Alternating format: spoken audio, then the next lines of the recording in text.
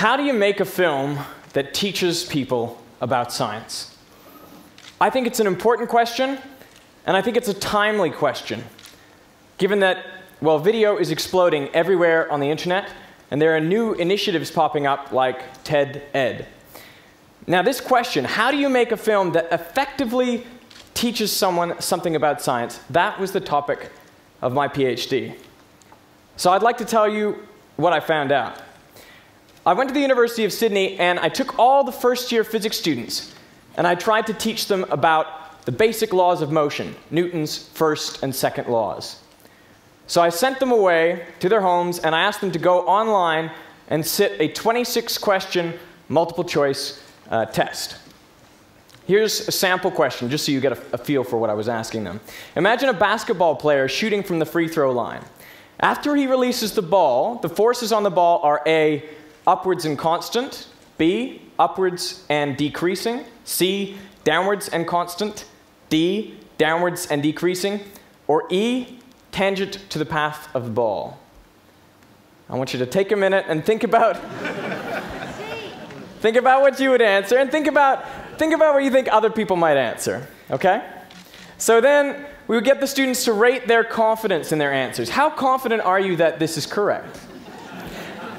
I should mention that that is not the exact Likert scale that I gave them, but it's, gets the idea across. Okay. And then I would randomly assign these students to watch one of several videos about Newton's first and second laws. They lasted about 8 to 10 minutes. So in a standard exposition video, I would say something like this to them. Well, we would state Newton's laws, and then we would apply it to a real-world example, like a juggler. I can't juggle, so I've got one ball. Anyway, so we would say something like, while the ball is in the air, there's only one force acting on it throughout its flight. That's the force of gravity, it's constant, and it's downwards. We'd actually animate a little arrow on the ball as it goes up and down in slow motion. Okay, so obviously the answer was C, whereas most people usually pick B to that question. Okay, so after watching this video, the students would sit the exact same 26-question test. I wanted to see, had they changed their minds about any of those questions? And I also interviewed a couple students to see what did they think about the video. Did they like it? Did they think that they learned something from it? And here's what they told me. Well, they said, Derek, that was a great video. It was clear. These are the most common things they said. It was clear, it was concise, it was easy to understand. That's good.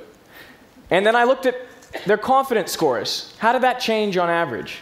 Well, on average, it improved by about a point. Okay, everything's looking good, but how much did they learn?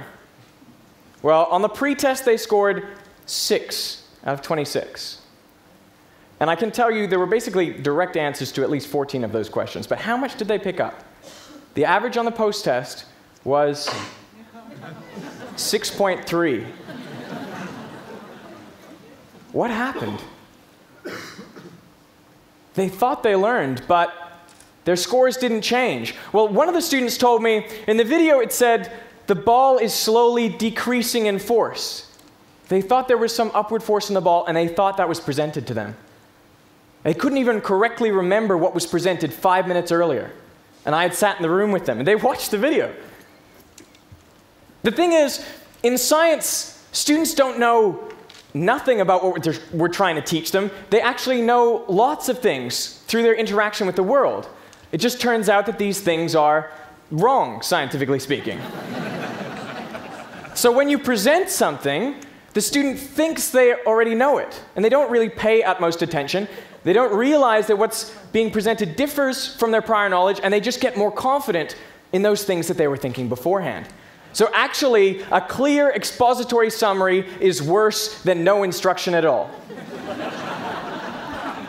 I mean that very seriously. So how do you get students to engage? Well, I tried a different approach. I put 2 people in a video, and I got one to voice the common misconceptions.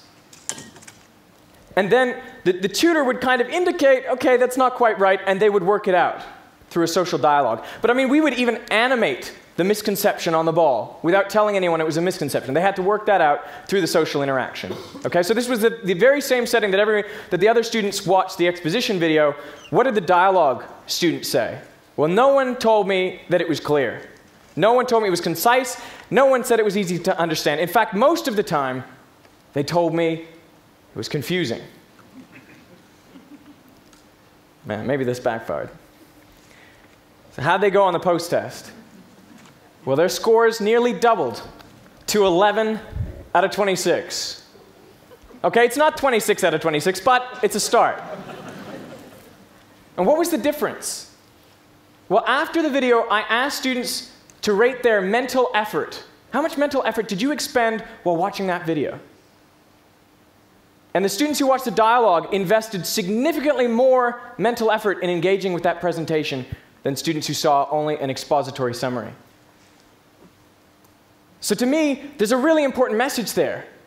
Depending on how you present, you can change how your audience watches, and thereby how much they learn.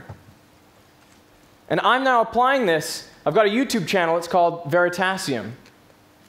And I've made nearly 100 films which have been seen over 4.5 million times throughout the world. And you know, you always have to start with the misconceptions. Thank you. Thank you.